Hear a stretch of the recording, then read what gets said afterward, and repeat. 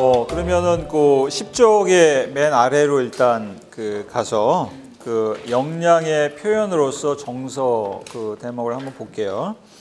그래서 거기 좀 한번 읽어 보겠습니다. 그래서 이 점을 정확하게 이제 이해하려면 스피노자가 말하는 욕망은 쾌락이나 유욕처럼 맹목적이고 비합리적인 욕망을 의미한다기보다 이 코나투스에 대한 규정에서 알 수 있듯이 자신의 존재 안에서 존속하려는 노력, 이게 바로 이제 스피노자가 얘기하는 욕망입니다. 그래서 이제 우리는 욕망을 대개 비합리적이고 맹목적인 충동 같이 이제 이해를 하는 경향이 있는데, 정신분석의 이제 발전을 통해서 우리가 이제 더 잘 알게 된 사실이, 인간의 무의식적인 욕망은 자의적이거나 맹목적으로 이게 작용하는 어떤 힘이 아니라, 비합리적인 힘이 아니라 자기의 독자적인 법칙이나 규칙에 따라 작용하는 힘이라는 것을 우리가 이제 좀 알게 됐습니다. 그래서 욕망 또는 어떤 충동, 이게 이제 맹목적이고 자의적으로 보이는 것은 우리가 사실 규칙을 잘 모르는, 메커니즘을 잘 모르기 때문에 이제 그런 것이죠. 그리고 또 이것도 이제 정신분석에 상당히 중요한 교훈 중에 이제 하나일 텐데, 우리가 욕망을 비합리적인 충동이나 쾌락으로 이해하고 그것을 억제하고 피하려 하면 할수록 우리는 더 욕망의 힘에 사로잡히게 된다. 이거는 스피노자 철학에도 마찬가지로 중요한 교훈입니다. 그러니까 이제 스피노자가 볼 때 중요한 게 욕망이 무엇인지, 그리고 욕망이 어떻게 작용을 하는지, 그것을 정확하게 이해하는 게 스피노자 입장에서 보면 굉장히 중요한 문제입니다. 그래서 스피노자가 인간의 본질을 욕망으로 정의한 것은, 그가 이제 욕망이라는 것을 실존의 역량, 또 행위의 역량으로 이제 이해를 했기 때문에 스피노자가 인간의 본질을 욕망으로 정의할 수 있었습니다. 그리고 스피노자한테서 욕망이나 욕구라는 것은 늘 머물러 있는 게 아니라, 이게 이제 항상 변화하는 겁니다. 항상 변화하는 것이고, 이러한 변화, 이러한 variation, 영어로 표현한 이 variation은 욕망에 대해서 부수적이거나 외제적인 현상이 아니라 욕망에 대해서 아주 구성적인 현상입니다. 그래서 코나투스가 자신의 존재 안에서 존속하려는 노력을 가리킨다면, 그 노력으로서의 코나투스는 정지 상태에 있는 어떤 형태나 관계를 소극적으로 보호하려는 노력을 뜻하는 게 아니라, 코나투스는 각각의 독특한 실제, 각각의 독특한 사물이 무한한 신의 역량의 일부라는 존재론적 사실에서 유래하는 어떤 능동적인 역량, 능동적인 역량의 표현이 바로 코나투스입니다.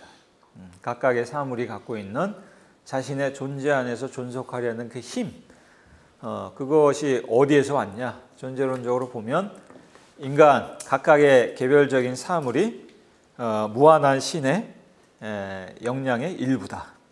거기에서 이제 왔다는 얘기입니다. 그래서 이 인간을 비롯한 개별적인 사물이 갖고 있는 코나투스는 사실은 그 사물의 어떤 능동적인 역량의 이제 표현이라고 이렇게 이해를 할 수 있습니다. 그리고 스피노자한테서 바로 이렇게 인간이 갖고 있는 행위와 존재의 이 역량의 변화를 표현하는 게 바로 우리말로 정서, 그리고 영어로 하면 affect, 그겁니다. 그러니까 스피노자한테서 affect라는 것은 이 역량의 변화를 표현하는 것이 바로 이제 affect입니다. 그래서 정서에 대해서, affect에 대해서 스피노자가 어떻게 정의를 하냐면요, 이게 윤리학 3부, 에티카 3부 세 번째 정의에 바로 이 affect에 대한 정의가 나옵니다. 이게 라틴어로 하면 affect가 affectus입니다. affectus를 뭐라고 얘기하냐면 나는 정서를 신체의 행위 역량을 증대시키거나 감소시키는 또는 촉진하거나 저해하는 신체의 변형들이자 동시에 이러한 변형들의 관념들로 이해한다. 라고 이제 스피노자가 affectus를 정의를 하죠. 그러니까 스피노자한테서 affectus라는 것은 이게 이제 신체에 거기 이제 뭐라고 얘기했냐면 그 affectiones라고 했죠.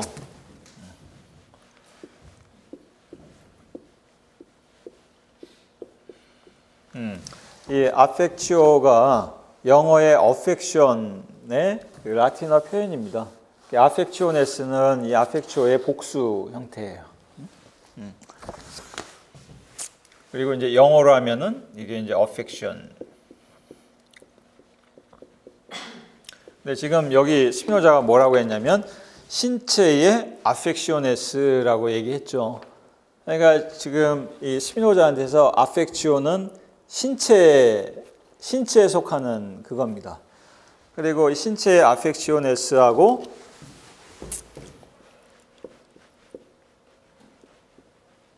뭐라고 해요? 그 신체의 affectiones와 신체의 affectiones이자 동시에 이러한 affectiones의 관념들, 그죠?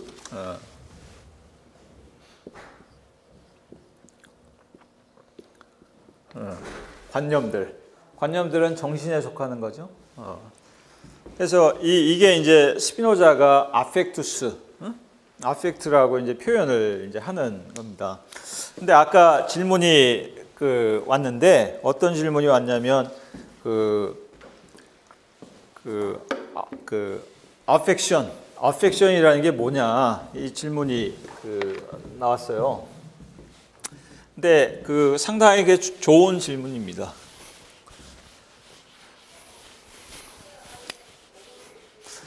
윤리학 일부의 5번째 정의, 이 5번째 정의가 뭐에 대한 정의냐면 양태에 대한 정의입니다.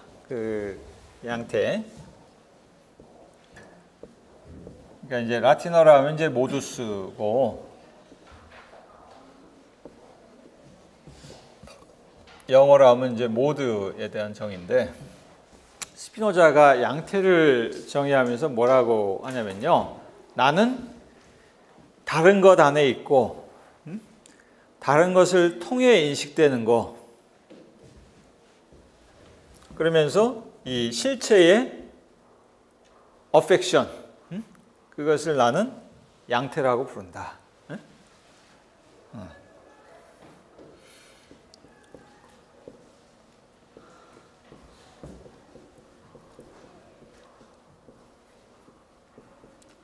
이 실체의 변용들,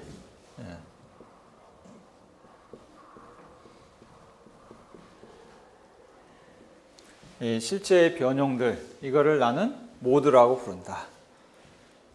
그래서 이 스피노자 철학에서 affectio, 이 변용, 이 개념이 굉장히 중요한 개념입니다. 왜냐하면 단어 하나는 같은데 단어는 똑같은 단어인데 이게 여러 가지 의미를 지니고 있기 때문에 그래요. 이게 첫 번째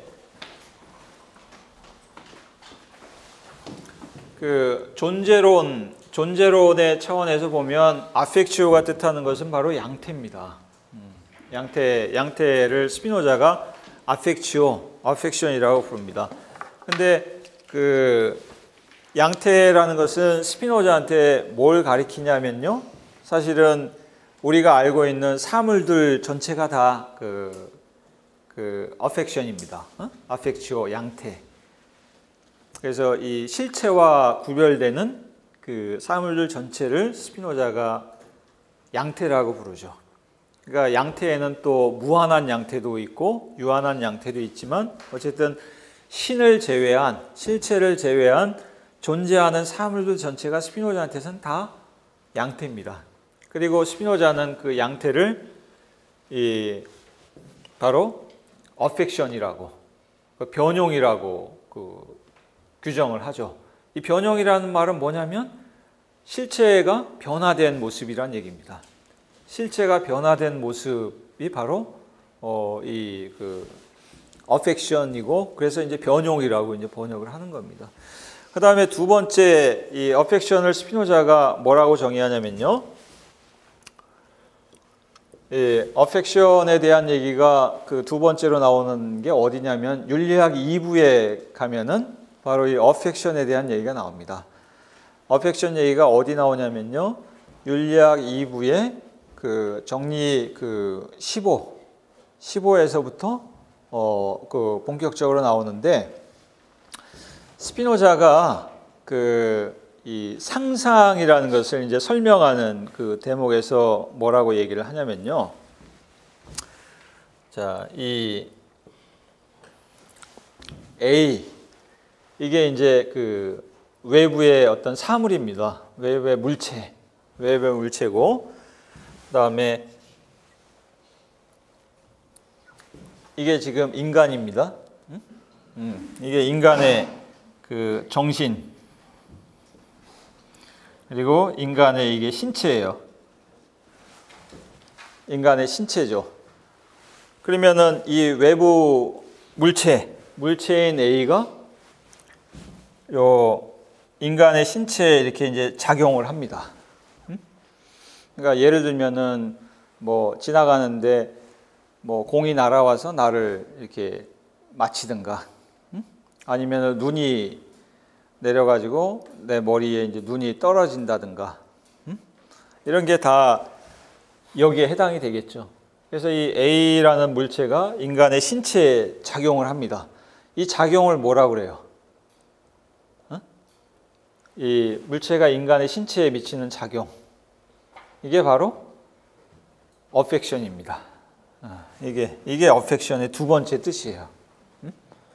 그러니까 하나의 물체가 다른 물체에 영향을 미치는, 그러니까 뭐 충돌한다든가,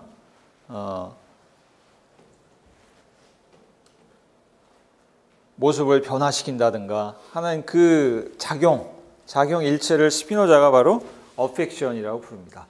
그러니까 이때의 어펙션은 여기 1번의 어펙션과 다르게 이거는 물리적인 그 작용입니다. 물리적인 현상이죠. 물체와 신체 사이에 이제 이루어지는 작용이 바로 이 어펙션입니다.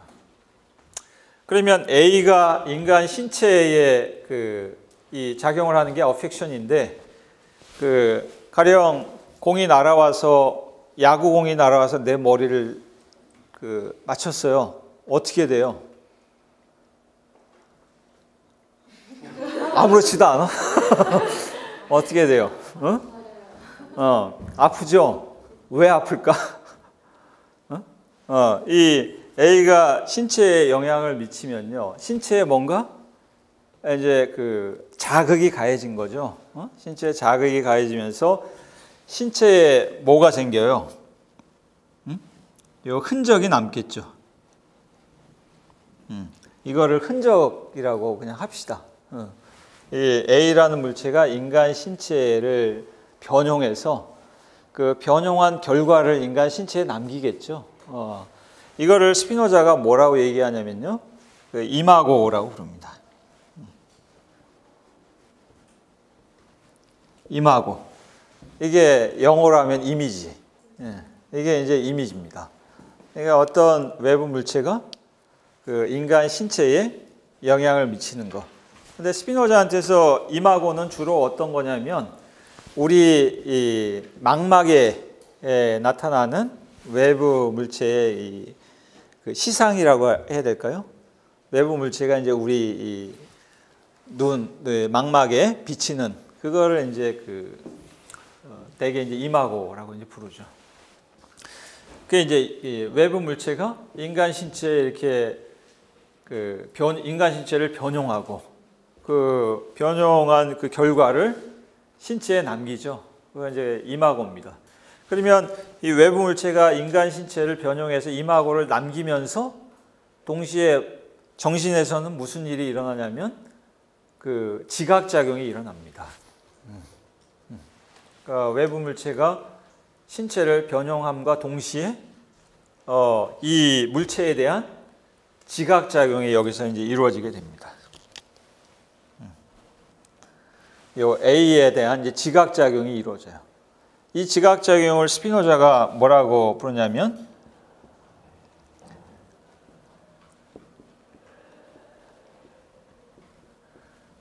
이마기나치오라고 부릅니다. 이마기나치오.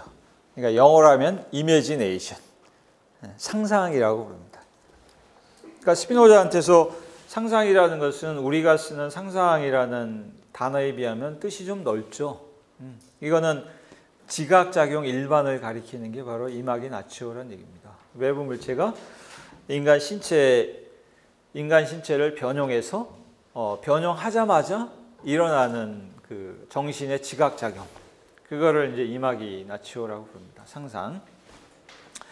좁은 의미의 상상은 뭐냐면요, 이렇게 A가 그 신체의 흔적을 남기고 사라졌어요. 이제 가버렸어. 근데 정신은 어떻게 되냐면 마치 A가 계속 현존하는 것처럼 생각을 합니다. 계속. 응? 왜 정신이 그렇게 생각할까요? 그 물리학에서 보면요, 그 관성이라는 게 있죠. 관성이라는 게 뭔가요?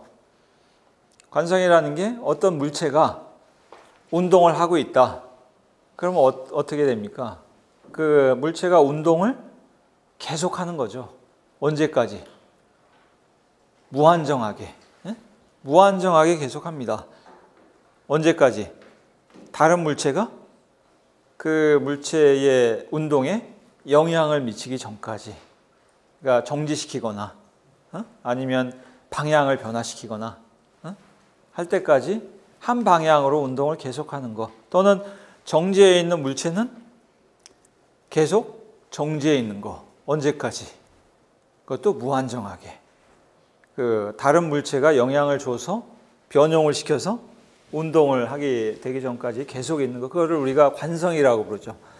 근데 스피노자는 관성작용이라는 게 물리적인 작용일 뿐만 아니라 정신에서도 관성작용이 있다라고 생각을 합니다. 그래서 A라는 물체가 인간 신체를 변형하고 이제 사라졌어요. 근데 정신은 A라는 물체가 계속 현존해 있다고 계속 관성작용에 따라서 계속 그렇게 생각을 합니다. 그거를 스피노자가 뭐라고 부르냐면 컨템플라치오라고 부릅니다. 컨템플라치오. 컨템플라치오.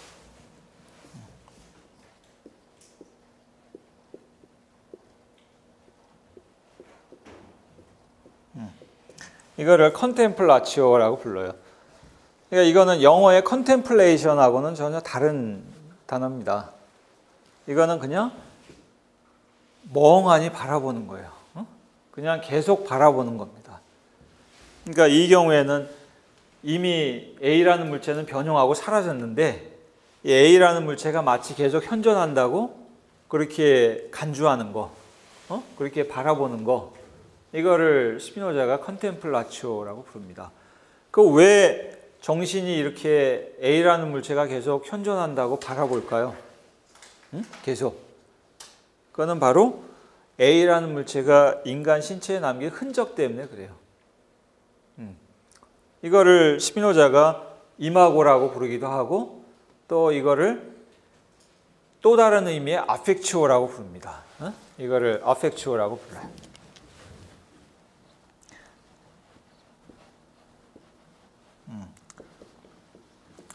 그러니까 이 아펙치오라는 것은 물체가 물체에 작용하는 거 일반을, 그 작용 일반을 아펙치오라고 부르는데 그 작용에서 남긴 결과도 그 아펙치오라고 또 이제 스피노자가 부릅니다. 그 왜 정신이 A라는 물체가 계속 현존한다고 생각할까요? 그거는 바로 이 아펙치오 때문에 그래요. 이 아펙치오는 스피노자가 뭐라고 얘기하냐면요, 이 아펙치오는 외부 물체의 본성만이 아니라 인간 신체의 본성도 함축하고 있는 게 아펙치오다 그렇게 얘기합니다. 그러니까 인간 신체에 남아있는 요 아펙치오에는 인간 신체의 성질도 포함되어 있지만 외부 물체의 성질이 여기 담겨 있는 겁니다. 그러니까 정신은 이 아펙치오 때문에 이 외부 물체가 계속 존재한다고, 현존한다고 계속 바라봅니다. 언제까지? 언제까지 바라볼까요? 그렇죠. 다른 사물이 새로운 변형을 해가지고 새로운 이마고 아펙치오를 만들 때까지 계속 현존한다고, 또는 이 A라는 것이 없다는 것을 일깨워주는 어떤 변형이 이루어지기 전까지 이게 계속 현존한다고 이렇게 바라봅니다. 이게 좁은 의미의 이마기나치오입니다. 이게 상상. 부재하는 어떤 것을 마치 현존하는 것처럼 이렇게 바라보는 정신의 작용. 저게 이제 상상의 좁은 의미예요. 하지만 상상이라는 것은 넓은 의미로 보면 이 지각작용 일반을 다 스피노자는 상상이라고 부릅니다. 그러니까 정리하자면 지금 아펙치오라는 게 벌써 세 가지 의미가 나왔잖아요. 이게 존재론의 차원에서 보면 양태를 다른 말로 아펙치오, 실체의 아펙치오, 실체의 변용이다 이렇게 이제 불렀죠. 그다음에 두 번째는 요 A하고 인간의 신체 같은 물체들끼리의 물리적인 그 작용, 이것을 스피노자가 아펙치오라고 이제 부릅니다. 그리고 세 번째는 이 어떤 물체가 인간 신체에 남긴 그 변화의 결과, 이 변형에서 남긴 그 결과를 또 아펙치오라고 이렇게 부릅니다. 그래서 이 두 번째 의미를 우리가 조금 더 한번 살펴보면요, 이 물체와 물체가 서로 작용을 할 때, 물체와 물체가 작용을 할 때, 또는 여기서 양태가 그 다른 양태에 작용을 할 때, 그거를 스피노자가 아펙치오라고 부른다고 했죠.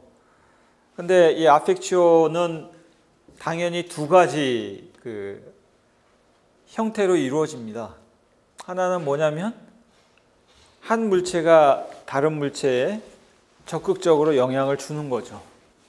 그러니까 능동적인 의미에, 적극적인 의미에 그 아펙치오가 있을 수 있습니다.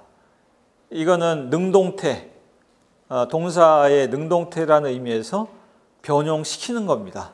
변형시키는 작용이 있을 테고, 또 수동적인 의미에서 보면은 변형되는 거죠. 그러니까 변형하고 변형되고.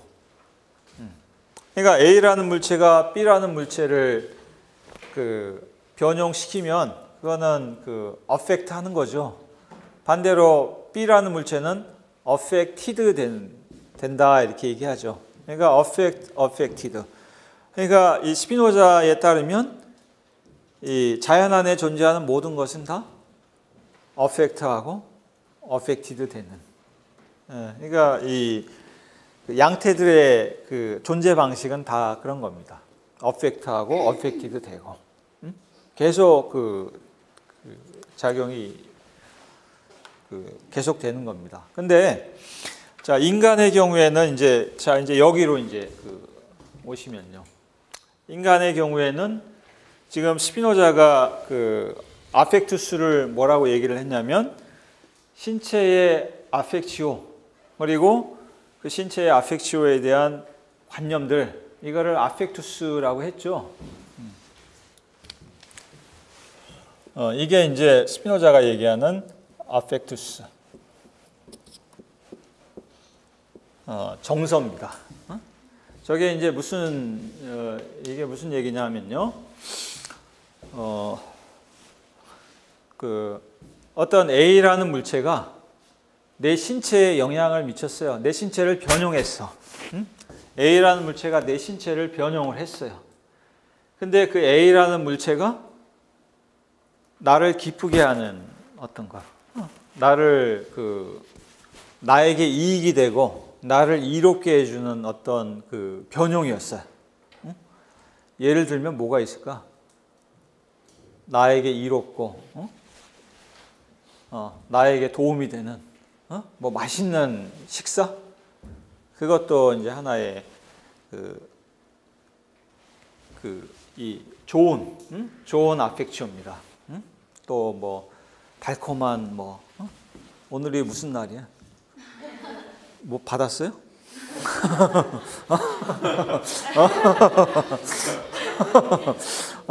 뭐 그런 거, 그런 게 이제 아펙치오입니다. 그러니까 사람이 됐든 사물이 됐든 나의 신체를 변형을 했는데 그게 나에게 이롭고 나에게 이익이 되고, 그러니까 나의 코나투스에 도움이 되는 그 아펙치오였어요. 그러면은 그 아펙치오가 아까 뭐라고 했어요? 아펙치오가 일어나는 순간 정신에서는 동시에 지각작용이 일어난다라고 이제 얘기했죠. 이 지각작용이 일어나면서 스피노자가 뭐라고 얘기하냐면 아펙투스가 생겨나는 겁니다. 그 아펙투스가 무슨 아펙투스가 생겨날까요? 내 신체에 이로운 나의 코나투스에 도움이 되는 아펙투스가 생겨났어요. 어떤 아펙투스가 생겨날까요? 그렇죠. 기쁨의 아펙투스가 생겨납니다. 기쁨의 아펙투스가 생겨나면 어떻게 돼요? 어떻게 됩니까? 유지해? 그렇죠. 맞아. 기쁜 걸 계속 유지하려고 하겠죠. 근데 이 기쁨의 아펙투스가 생겨난다는 얘기는 무슨 얘기냐면 우리가 그러잖아요. 기쁜 일이 있다. 뭔가 신나는 일이 있다. 그러면 어때요? 막 몸이 불끈불끈하고 막 그냥 날아갈 것 같고 그러죠. 이게 이제 스피노자식으로 얘기하면 신체 역량이 증대한다는 얘기입니다. 기쁜 일이 생기면 막 그 에너지가 넘치고 활력이 막 생겨나고 그런 거죠. 그게 이제 역량이 증대된다. 반대로 이 아펙치오가 일어났는데 이 어떤 그 물체나 신체가 나의 신체에 변형을 했는데 이 아펙치오를 했는데 저게 나의 신체에 해로운 어떤 그 아펙치오가 일어났다. 비 오는 길에 가다가 차가 물 튀기는데 이렇게 온팡 뒤집어 썼다. 뭐 이런 거. 그러면 어때요? 기뻐요? 슬프죠. 슬픕니다. 그걸 스피노자가 슬픔이라고 이제 얘기하죠. 그러니까 이 슬픔의 경우에는 반대로 이제 그 역량이 감소한다 이렇게 스피노자가 얘기를 합니다. 이게 바로 이제 스피노자가 얘기하는 아펙투스의 이제 그 뜻입니다. 신체에 어떤 작용이 이루어지고 변형이 이루어지고 그 변형이 나에게 이로운 변형이냐, 해로운 변형이냐, 여기에 따라서 기쁨과 슬픔의 감정, 정서가 이제 일어나는 겁니다. 그러니까 아펙투스라는 말 자체는 원래 저 아펙치오라는 말하고 아주 긴밀하게 연결이 돼 있죠. 그러니까 저거는 뭔가 변화를 함축하는 그 단어입니다. 근데 스피노자가 아펙투스라는 말은 특히 인간의 감정과 관련해서 이제 쓰는 말이 아펙투스라는 얘기입니다. 그 변화가 좋은 변화, 나에게 이로운 변화, 그러면은 기쁨과 관련된 감정이 생겨나고 그 변화가 나쁜 변화면은 슬픔과 관련된 그 감정이 생겨나고 이런 거죠. 그래서 스피노자가 이 아펙투스를 세 가지의 기본적인 아펙투스가 있다라고 얘기합니다.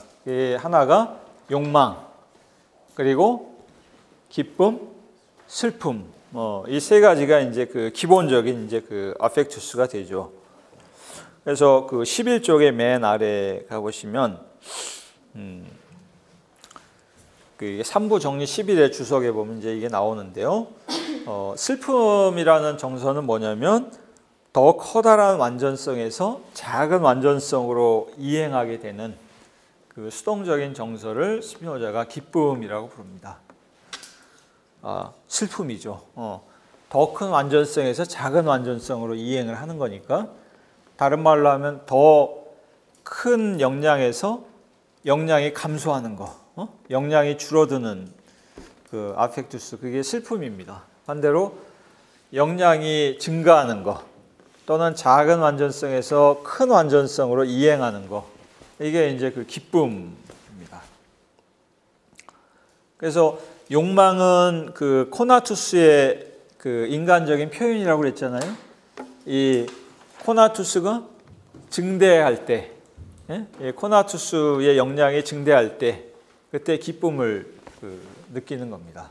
반대로 코나투스의 역량이 감소하는 경우가 바로 이제 슬픔이 되는 겁니다. 그래서 이 세 가지를 스피노자가 그 인간의 1차적인 정서라고 부르죠. 인간이 느끼는 다른 모든 정서는 바로 이 세 개의 기본적인 정서에 다 속하는 겁니다. 그러니까 예를 들면 사랑이라는 것은 어디 속할까요? 사랑이라는 것은 기쁨에 속하는, 기쁨에서 파생된 정서입니다. 그러니까 미움이라는 것도 슬픔에서 파생된 정서죠. 그 희망도 기쁨에서 파생된 정서고, 공포, 슬픔에서 파생된 정서고, 분노, 또 슬픔에서 파생된 정서고, 그렇습니다. 근데 그런 거는 또 있어요. 스피노자가 그러면 기쁨하고 슬픔을 구별하지 않냐? 그것도 이제 좀 구별을 합니다. 그래서 기쁨의 두 종류가 있다, 그렇게 얘기하죠. 그게 이제 그것도 3부 정리 11의 주석에 가면 그 기쁨의 두 종류에 대해서 얘기를 하는데, 기쁨의 두 종류가 있는데, 기쁨에도 두 종류가 있고 슬픔에도 두 종류가 있다.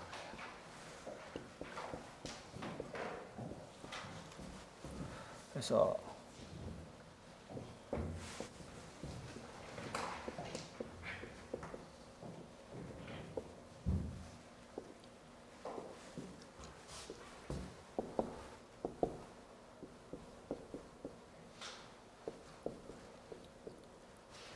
이렇게 저렇게 구별을 합니다. 저 구별의 의미가 뭐냐면요, 저 앞에 있는 쾌감하고 고통은 뭐냐면 신체 전체가 변화하는 게 아니라 신체의 일부분이 이제 변형을 겪는 경우입니다.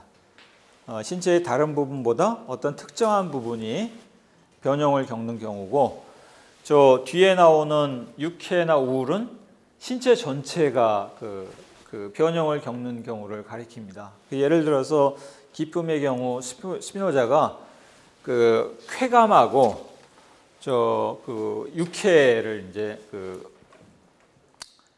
구별을 하는데, 이 티틸라치오하고 이제 힐라리타스라고 이제 라틴어로는 얘기를 하는 건데, 곧 쾌감이라는 것은 뭐냐면요, 신체의 특정한 부분만 기쁨을 겪는 겁니다. 뭐 예를 들면은 술을 마신다든가 아니면 마약을 한다든가, 어떤 특정한 부분에 아주 자극적인 이제 쾌감을 주는 겁니다. 근데 스피노자가 저 쾌감 같은 경우는 그러면 인간에게 이롭냐? 꼭 그렇지 않을 수 있다. 왜냐하면은 어떤 특정한 부분에 기쁨을 주는데 나머지 부분에는 해가 될 수 있잖아요. 그래서 신체 전체적으로 보면은 오히려 신체의 역량을 저하시키는 결과를 낳을 수 있잖아요. 그러니까 뭐 마약 중독에 빠진다든가 또 알코올 중독에 빠진다든가, 그런 경우를 스피노자가 이제 쾌감이라고 부릅니다. 반대로 슬픔의 경우는 고통이라고 불러요. 고통도 신체의 어떤 특정한 부분에 아주 강한 슬픔을 주는 겁니다. 예를 들면 그 인간이 어떤 큰 병에 걸려서 어떤 신체의 일부를 절제해야 될 때, 뭐 절제까지는 아니더라도 거기를 뭐 꼬매고 뭐 이렇게 해야 될 때 굉장히 고통스럽죠. 그런데 그 고통을 통해서 그 병 전체를 이제 치유할 수 있으면, 저 고통이라는 것은 슬픔에 속하기는 하는데 저게 이제 긍정적인 측면을 갖겠죠.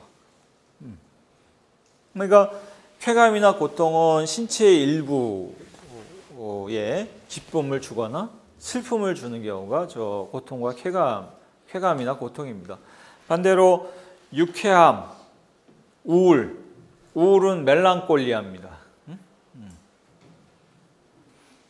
유쾌함이라든가 우울이라든가 이거는 신체 전체에 영향을 미치는 겁니다. 유쾌함 같은 경우에는 신체 전체를 균등하게 이렇게 영향을 증대시켜 주는 게 이제 유쾌함, 힐라리타스라고 부르죠. 그리고 우울이라는 것은 신체 전체의 영향을 감소시키는 거, 인간을 전체적으로 슬프게 만드는 거, 그게 이제 우울입니다. 그러니까 저 유쾌함은 항상 좋은 겁니다. 쾌감하고 다르게. 반대로 우울이라는 것은 항상 나쁜 거죠. 인간의 신체를 전체적으로 감소시키는 거니까, 영향을. 이렇게 이제 그 구별을 합니다. 그 다음에 아까, 그거는 좀 이따가, 질문할 때 하고. 자, 정서 모방 개념은 우리가 하고 끝내야죠. 이걸 하려고 지금까지 얘기를 했는데 12쪽에 보시면요. 근데 이 스피노자 정서론이 재밌는데, 이 스피노자 정서론 중에서 특히 이제 재밌는 부분 중에 하나가 이 정서 모방 개념입니다. 그게 이 문장은 간단해요. 이런 얘기입니다. 12쪽에 만약 우리와 비슷한, 그리고 그것에 관해 우리가 아무런 정서도 느끼지 못했던 어떤 실제가 어떤 정서를 겪는 것을 상상하게 되면 우리는 이 사실에 의해 비슷한 정서를 겪게 된다. 그러니까 지금까지 이 기쁨과 슬픔을 얘기했던 거, 이거를 한번 떠올려 보시면요. 우리는 어떤 때 지금 기쁨과 슬픔을 느끼게 된다고 얘기했냐면, 어떤 외부 사물이나 사람이나 이런 것이 나에게 좋은 영향을 미치고 나의 코나투스, 영향을 증대시켜주는 영향을 미치면 내가 기쁨을 느낀다 그랬죠. 반대로 나에게 해로운 영향을 미쳐서 나의 코나투스를 감소시키면 내가 슬픔을 느낍니다. 그러니까 지금까지는 나의 기쁨과 나의 슬픔은 어떤 외부 대상이 나에게 직접 영향을 미친 결과 일어난 기쁨과 슬픔입니다. 그러니까 나의 감정은 그래서 나한테 좋은 영향을 미친, 나를 기쁘게 해준 그 사물을 내가 어떻게 하겠어요? 사랑하죠. 그래서 사랑이 기쁨에서 파생된 정서라고 얘기를 하는 겁니다. 누가 나한테 기쁨을 줬어. 그럼 내가 그걸 사랑하게 되는 겁니다. 누가 나에게 모욕감을 줬어. 슬픔을 줬어. 그러면 미워하게 되겠죠.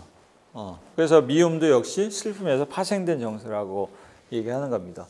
그래서 지금까지 스피노자가 얘기하는 정서들은 어떤 대상과의 직접적인 관계에서 생겨나는 이 정서입니다. 그리고 지금 이 정서의 주체는 누구냐면 나입니다. 내가 어떤 대상이 나한테 어떤 영향을 미쳐서 어떤 감정을 갖게 됩니다. 근데 이 정서 모방 같은 경우는요, 이게 어떻게 되냐면 나하고 아무 관계가 없어요. 그 어떤 대상이 있는데 그 대상은 나하고 아무 관계가 없습니다. 나에게 좋은 영향을 준 것도 아니고, 나에게 뭐 직접적인 슬픈 영향, 나에게 좋은 영향을 준 것도 아니고, 나에게 해로운 영향을 준 것도 아니에요. 근데 그 대상이 슬퍼하는 것을 보면 나도 슬퍼져요. 그리고 그 대상이 기뻐하는 것을 보면은 나도 기뻐져요. 무슨 말인지 아시겠죠? 이 지금까지 이전까지의 그 정서 관계는 어떤 거였냐면요. 자, 이 A가 나라고 해봅시다. 이 A가 요 A라든가 요 B라는 대상과의 이 직접적인 관계 속에서 A가 그 어떤 정서를 갖게 됩니다. 그러니까 A가 그 이로운 결과를 이로운 어떤 영향을 미치면 A가 이 라지 A가 스몰 A를 사랑하게 되죠. 그리고 B가 A에게 해로운 결과를 미치고 슬픔을 안겨다 주면 A는 B를 미워하게 됩니다. 근데 정서 모방은 어떤 거냐면요. 이 B라는 사람이 있어요. 이 B라는 사람이 이렇게 그 스몰 a하고 스몰 b와 어떤 직접적인 정서 관계를 갖죠? 그거를 A가 봤어요. B를. 그러면은 B하고 똑같은 정서를 갖게 되는 겁니다. 그러니까 이 경우에는 이 A와 그냥 A가 B를 보기만 해도 또는 때로는 상상만 해도 A가 어떤 정서를 겪게 되는 겁니다. 그걸 스피노자가 뭐라고 부르냐면 정서 모방이라고 부른 거예요. 그래서 정서 모방. 다른 사람의 정서를 내가 모방하게 되는 겁니다. 저 정서 모방의 대표적인 경우가 뭐가 있냐면 연민이라는 게 있습니다. 연민. 루소가 그 인간 불평등 기원론에서 뭐라고 얘기하냐면요. 인간에게 가장 근원적인 본능이 있다. 그 본능을 뭐라고 얘기하냐면은 그 자기애라고 부릅니다. 자기애. 자기애. 그게 바로 스피노자가 얘기하는 코나투스 비슷한 겁니다. 자기를 보존하려고 하는 어떤 그 힘. 그리고 이 자기애를 때로는 완화시켜주고 때로는 보완해주는 또 다른 아주 자연적인 본능이 있다라고 얘기합니다. 그 자연적인 본능이 바로 연민이라고 얘기하죠. 루소가. 그러면서 그런 예를 듭니다. 어떤 아주 흉악한 범죄를 저지른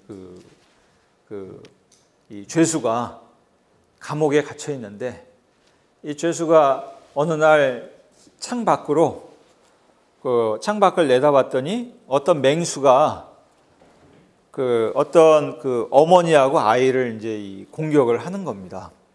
그 아이를 막 이렇게 이제 막 물어뜯고 이제 이런 걸 죄수가 그러니까 죄수가 막 이 쇠창살을 붙잡고 막 이렇게 몸부림치면서 이제 안타까워하는 거예요. 응? 저 아이를 도와주지 못해서. 그러면서 이제 루소가 하는 얘기가 봐라. 이 흉폭한 이 죄수까지도 자기하고 아무런 이해관계가 없잖아요, 그 아이가.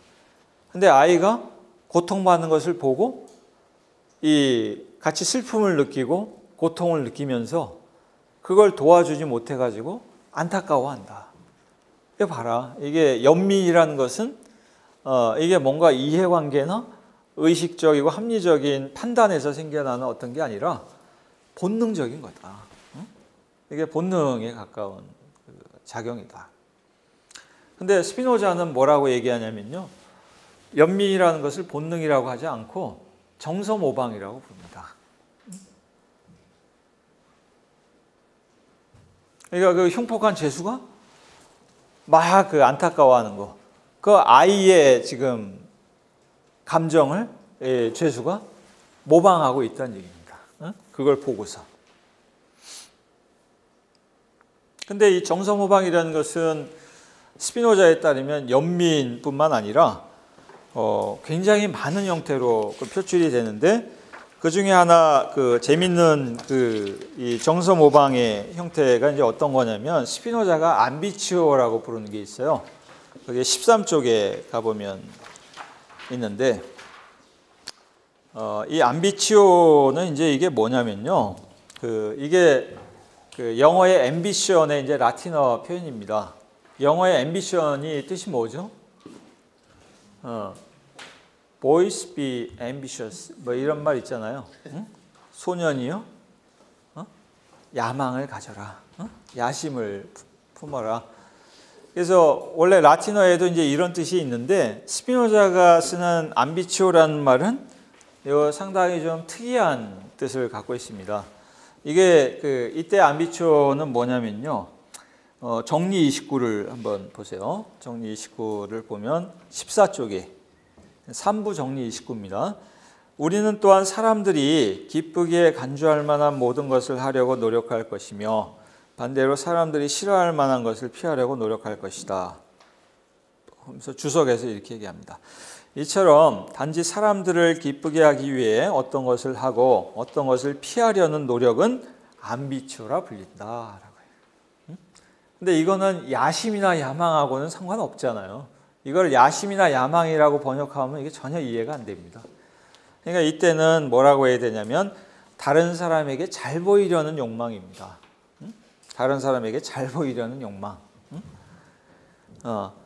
특히 우리가 어떤 것을 하거나 삼가는 일이 우리 자신이나 다른 사람에게 해가 됨에도 불구하고 우중, 그러니까 대중을 기쁘게 하려고 열정적으로 노력할 때가 그렇다. 열정적으로 노력할 때가 그렇다. 근데 스피노자가 암비치오를 뭐라고 하냐면요. 이 암비치오라는 게 어디서 나왔냐? 이 암비치오라는 정서는 후마니타스에서 나왔다. 이렇게 얘기합니다. 후마니타스.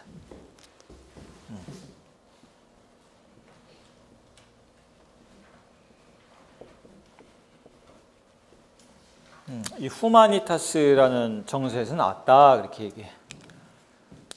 후마니타스가 과도하게 된 형태가 바로 암비치오다. 그러면 후마니타스를 뭐라고 번역을 해야 될까요? 후마니타스. 후마니타스. 저걸 우리말로 뭐라고 번역하면 좋냐면요. 사람 좋음입니다. 저게. 사람 좋음. 인간미, 사람 좋음. 우리가 사람 좋다 그럴 때 언제 사람 좋다 그래요? 남한테 싫은 소리 안 하고, 남이 싫어하는 그런 일을 안 할 때, 또는 밥도 잘 사고, 술도 잘 사고, 선물도 잘 사고, 사람 좋아. 사람 좋다 그러죠. 그러니까 우리가 언제 사람 좋다고 그러냐면 다른 사람이 좋아할 만한 일을 하고 다른 사람이 싫어할 만한 일은 안 하려고 하는 사람을 우리가 사람 좋다라고 얘기합니다. 그런데 이 암비치오는 어떤 거냐면요. 그 사람 좋은 게 너무 지나쳐서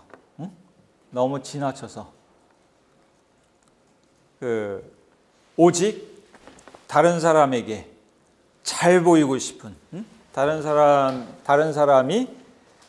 사람에게 칭찬받고 싶은, 그 욕망, 그게 여기 얘기하는 암비치오입니다. 그래서 이거는 너무 지나쳐서 자기에게 해가 되고, 또 어떤 그 특정한 사람에게 해가 되더라도 대중을 즐겁게 해주는 일이라면, 이 군중을 즐겁게 해주는 일이라면 그것을 무릅쓰고 하려는 그 욕망, 그게 바로 이 암비치오라는 욕망입니다.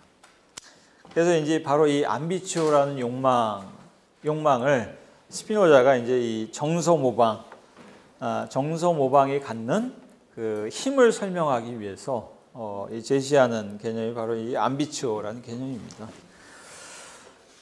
그래서 벌써 시간이 다 됐네.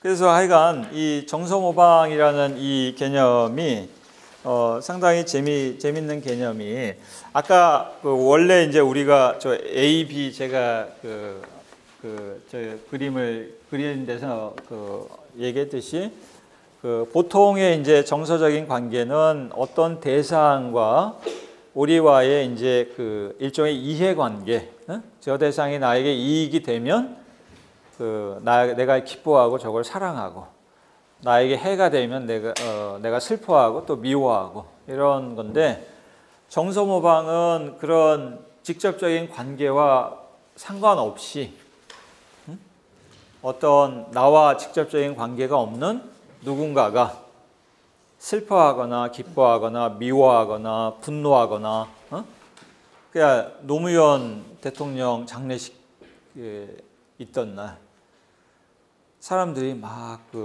슬퍼하고 때로는 울고, 아무 관계 없잖아요. 노무현 대통령하고 뭐 직접적인 무슨 관계가 있어?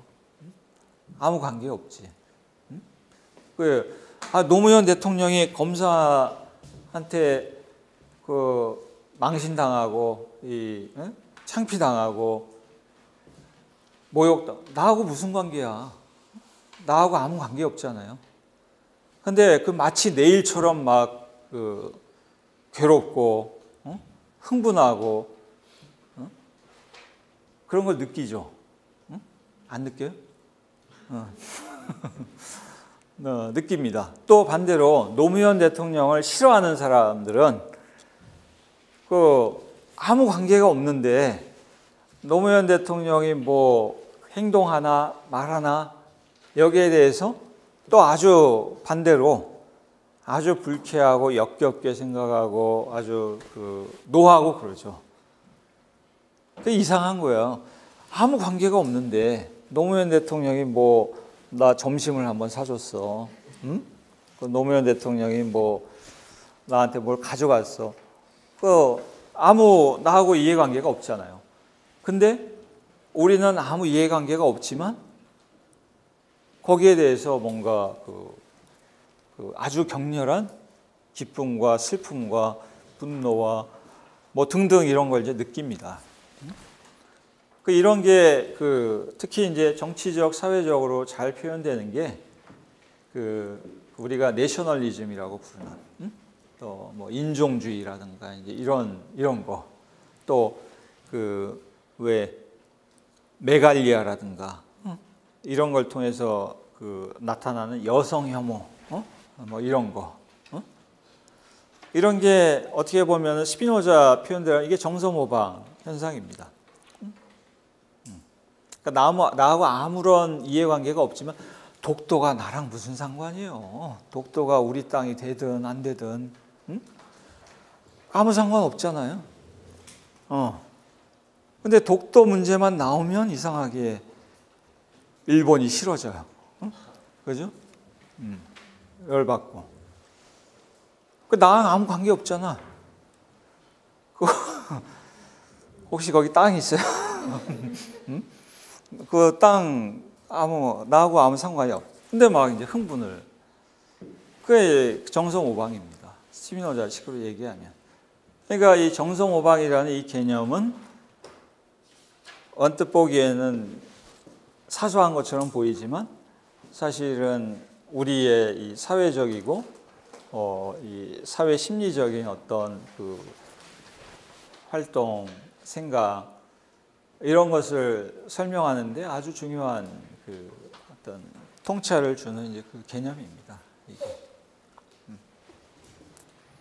그래서 이 스피노자의 사실 정서모방이라는 이 개념은요 너무 현대적인 개념이에요.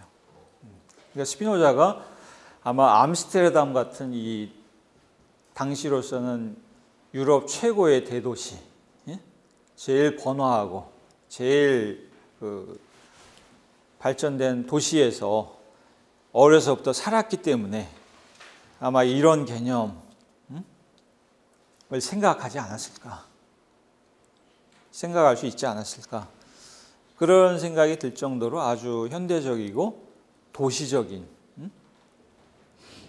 그러면서 이제 또 정치적이고 사회적인 그 개념입니다. 아주 재밌는 개념입니다.